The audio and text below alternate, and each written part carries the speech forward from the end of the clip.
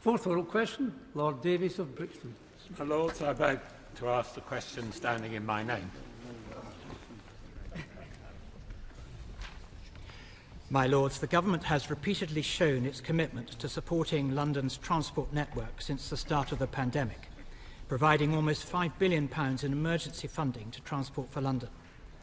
Government has committed to consider a longer-term settlement, and we continue to discuss further funding requirements with TfL. However, any future support provided will focus on getting TfL back onto a sustainable financial footing in a way that is fair to taxpayers across the country. My Lords, I regret to say I can't honestly thank the noble Viscount for his reply. I was hoping that the Government would take the opportunity to end the uncertainty that faces Londoners, both passengers and staff. And of course, not just Londoners, people across the country who depend on work from TfL and on London as a key powerhouse of the UK economy. What we face is managed decline, making a mockery of the Government's purported policy of levelling up. So will the Minister give a commitment, a specific commitment, to support the necessary capital expenditure that the Transport Secretary has acknowledged will be required in London as well as the rest of the country? Well, to the extent that the noble Lord is right and makes a very important point, that the London underground system, transport system particularly, is one of the best in the world and is recognised as such, and it's very important that we continue to fund them where we can and how we can. But can I just make the point that this extraordinary funding, so defined, was meant for a specific purpose as a result of the revenue shortfall because of the COVID-19 pandemic.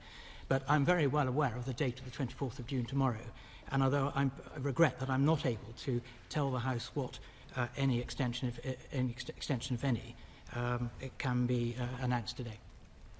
My Lords, the Minister knows that clouding this process is the absolutely appalling relationship between the Prime Minister and his successor at Mayor. And as a result, the absence of long-term funding is hitting, we've heard, not just passengers, but business, because TfL isn't able to enter into the proper procurement processes which go to companies all around the United Kingdom, and without that, they're losing business. So will the Minister join me in calling for the Prime Minister to step back from this feud and enable a long-term deal to be done for TfL? Yeah. Well, the noble Lord will know full well that this is a matter for the Mayor and Transport for London, and he will know that full well. And the Department, however, works closely with TfL on a range of operational and policy issues, but negotiations with trade unions and averting further industrial action on the London Underground are a matter for the Mayor and TfL. But he makes a very good point.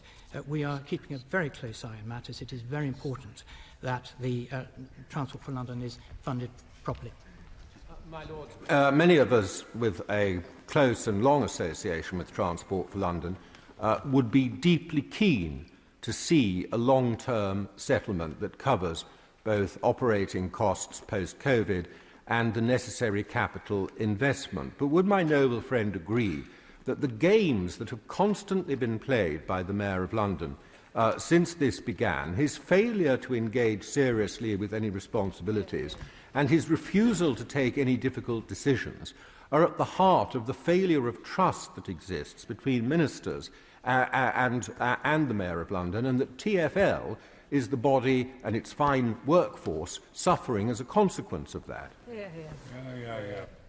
Well, I think my noble friend makes a very good point to the extent that supporting TfL and the staff that work so hard for TfL is a very important matter. And can I say again that we remain committed to supporting London's transport system. But this is only on the basis that TfL is returned to a position of financial sustainability in the interests of the UK taxpayer. But can I say this, that we are there giving some help, but having said all that, it's very important that outdated methods of working are closely looked at. And to this extent, my noble friend is right in terms of trust being the main mantra.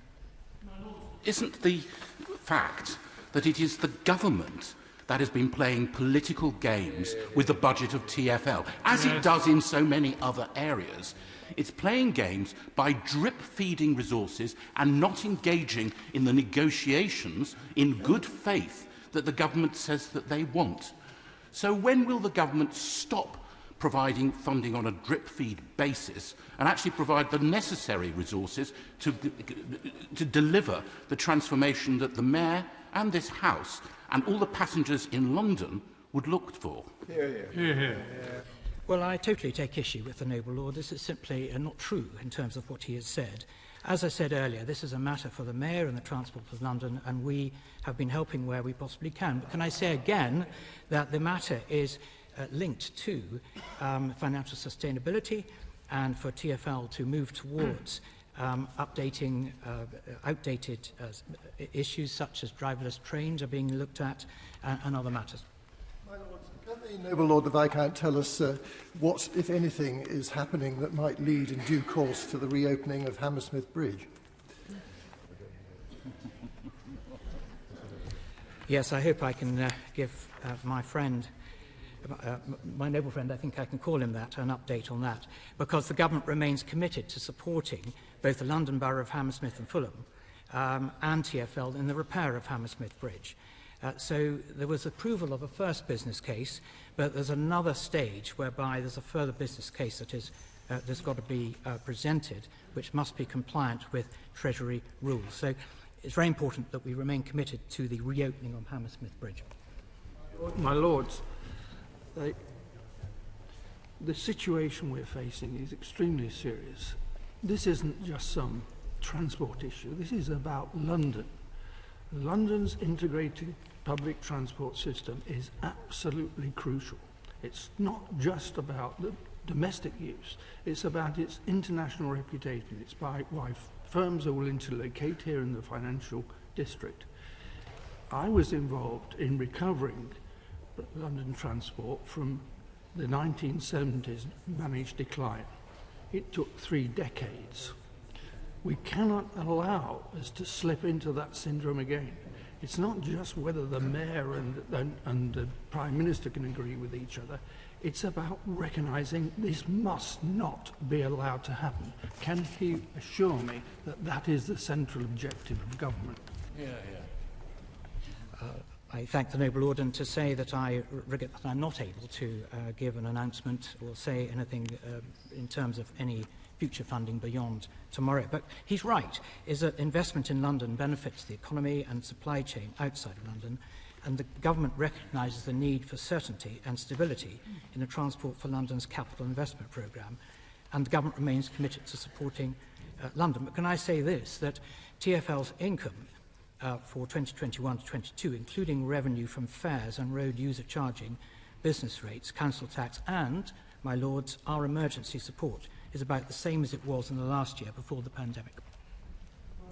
Would my noble friend join me in congratulating the staff and those working in Transport for London for keeping the service going so brilliantly during the pandemic and for the way in which it has been recovering? Most certainly, my noble friend is absolutely right. I mean, there are about 26,000 staff that work for TfL, and they work extremely hard on our behalf. And of course, as my noble friend has been pointing out, the difficulties that have arisen over the pandemic have been quite extraordinary, and I pay my own tribute on behalf of the government to them. Private notice questions on the polio virus. Baroness Merrill. Oh, I'm sorry. One of the areas that hasn't received sufficient investment is transport on the river. I used that with the tube strike the other day, and it worked brilliantly, but there are not enough boats. And I wonder, could the noble Lord the Minister... Those are boats. I'll have to do a seminar on this. Those are boats. Ships are rather different, but I'm willing to go to that. Okay? Could the noble Lord the Minister answer, is there going to be any more investment in that? And in particular, will it now not pass this legislation which is making it impossible for some of the older, most marvellous heritage craft to use the river because of rules that are being implemented by the MCA? Well, I too wish that the river is used more, and I have to say I'm a beneficiary of that in that I use what I would call a ferry to take me from Battersea Power Station up to the London Eye. But can I say, my understanding is that this is a service that is privately owned, is not funded by the government. But the Noble Lord makes an extremely good point that actually it's a particularly valuable service, particularly during the strikes, when more and more people have, by necessity, needed to use it. And I hope that more people will look at the river as a permanent means of transport. My Lord's, apologies for behind the times, but delighted that Lord West of Spithead got his question on that. So